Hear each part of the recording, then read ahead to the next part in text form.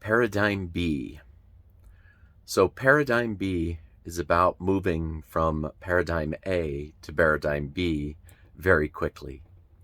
And it's because now it's available. Before it was a lifetime of moving towards enlightenment or creating a lifestyle. But we live in times now where we can move. We don't have to move through the story of who we are. We can move much quicker from A to B. And so this paradigm B will shift and change because that's the nature of paradigm B. But this is where we are right now. And so what do you do? Well, here's an introductory idea. And we use a little bit of acronym because everybody loves acronyms. And we call it C.A.T.E.R. So C.A.T.E.R, what is the first? It's the C in C.A.T.E.R. So what is that? That is the conceptual framework. So we kind of have to have an idea, or we don't have to, but we want to have an idea of where to put our attention. So we've created a list of concepts that we can follow. And you can see the table that we have right now, but that can be continued to expand. It can be something as simple as in paradigm A, we might focus on esteem. And esteem is where we psychologically measure ourselves against other people. So we make ourselves more beautiful because we can get more attention from the outside world. Whereas in paradigm B, it's just a simple switch to self-esteem, where we focus on being bulletproof, basically meaning that we can be happy just simply because we exist, where we're not measuring ourselves and our value according to anybody else.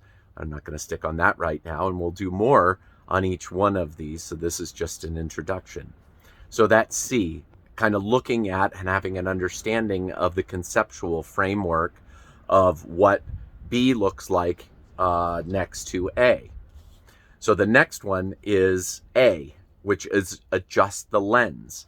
So one of the big switches from paradigm A to paradigm B is that we don't cling to beliefs. We don't try to find the right beliefs. We focus on the lens in which we look at beliefs. So really, one of the greatest examples of this is an internal dialogue. Instead of trying to be right about beliefs, we're trying to get it right. So we're trying to expand from the point of view of looking at the world and adjusting our lens in order to keep expanding what we know. Whereas in paradigm B or paradigm A, we're stuck trying to believe. So we commit to a belief and we have faith in that belief. Whereas in paradigm B, it's different in that we want to look at everything as objectively as we can, where we don't use a fence to move along in time, but rather an innate sense to move forward in time. So the A is a super jump in consciousness, just adjusting the lens in how we see things rather than clinging or committing to a belief and then grabbing on and trying to hang on.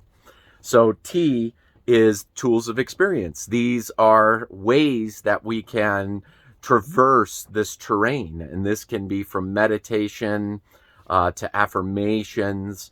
And these are all the different ways to do these things. This isn't about saying you got to be a Buddhist monk and meditate like a Buddhist monk. This is guided meditations, taking a breath at a stoplight, all of the tools of experience. And this is not just my ideas of tool experience. This is because B is co-creative.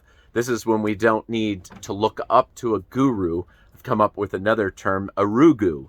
Basically, that when we're in B, we understand it's a creative aspect and it's always opening and expanding ideas. And it's a really different way to move. But if you can already understand it, it's a very fast expansion because we aren't holding on to trying to hold one point of view. We are trying to use, or we're actually co-creating with other people to expand these tools. And just imagine when we put our attention on this, and the more people we have in this realm, the faster we expand our consciousness. Moving on to the E, which is just to experience life.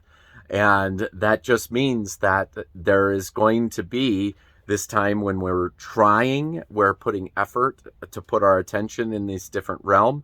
But then there's just this time when we're experiencing life and we're feeling how this interrelates, this new way of connecting with the world. So really, this is the beingness, the ontology, another fancy word for it. And then there is just simply the R, and that is to reflect and to adjust what needs to be adjusted. And so these are the very simple stages that we're looking at right now, but who knows what's going to happen next. See you in B.